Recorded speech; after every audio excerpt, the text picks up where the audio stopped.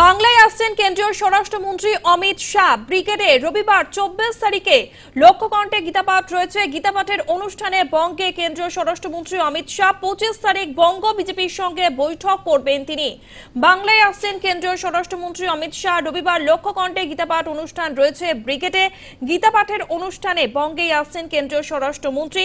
25 তারিখ বঙ্গ বিজেপির সঙ্গে বৈঠকে বসবেন কেন্দ্রীয় স্বরাষ্ট্রমন্ত্রী অমিত শাহ। অত্যন্ত গুরুত্বপূর্ণ খবর, কারণ সংগঠনকে হয়তো মজবুত করতেই ফের 25 তারিখ বঙ্গ বিজেপির সঙ্গে বৈঠকে বসতে চলেছেন কেন্দ্রীয় স্বরাষ্ট্রমন্ত্রী অমিত শাহ।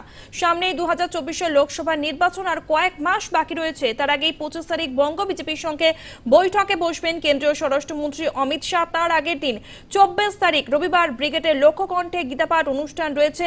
সেই গীতাপাঠ অনুষ্ঠানেও অংশ নেবেন কেন্দ্রীয় স্বরাষ্ট্রমন্ত্রী। বাংলায় আসছেন কেন্দ্রীয় স্বরাষ্ট্রমন্ত্রী অমিত শাহ। রবিবার লক্ষ্যকণ্ঠে গীতাপাঠ অনুষ্ঠান রয়েছে, সেই অনুষ্ঠানে অংশ নেবেন কেন্দ্রীয় স্বরাষ্ট্রমন্ত্রী।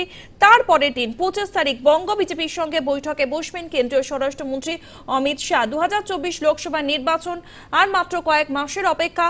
সংগঠনকে মজবুত করতেই 25 তারিখে বঙ্গ বিজেপির সঙ্গে বৈঠকে বসতে চলেছেন কেন্দ্রীয় স্বরাষ্ট্রমন্ত্রী। আমাদের সঙ্গে ফোনে রয়েছে আমাদের প্রতিনিধি সুস্মিতা মন্ডল। সুস্মিতা, বাংলায় আসছেন কেন্দ্রীয় স্বরাষ্ট্রমন্ত্রী অমিত শাহ, তার কি কর্মসূচি রয়েছে?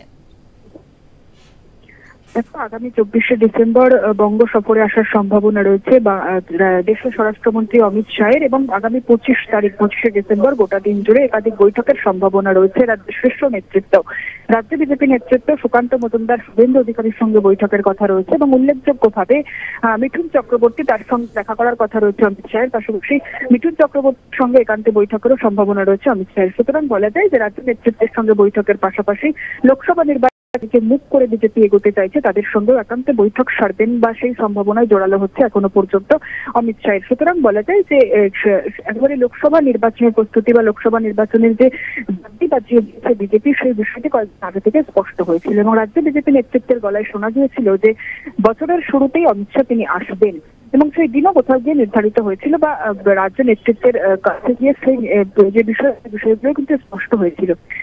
বিষয়টিকে সামনে রেখে আমরা 24শে ডিসেম্বর রাজ্যে আসার সম্ভাবনা প্রবল অমিত শাহের, এবং শুধুমাত্র তাই নয়, 25শে ডিসেম্বর গোটা দিন জুড়ে একাধিক শীর্ষ নেতৃত্বের সঙ্গে বৈঠক সারবেন তিনি, এবং রাজ্যের বিভিন্ন জেলায় জেলায় সংখ্যার হাল হক্কত নিয়েও কিন্তু বৈঠকের সম্ভাবনা রয়েছে অমিত শাহের। রাজ্যের বিভিন্ন জেলার যারা নেতৃত্ব রয়েছেন, জেলার কনভেনার রয়েছেন, বিধায়ক রয়েছেন, তাদের সঙ্গে বৈঠকের সম্ভাবনা এখনো পর্যন্ত জোরালো।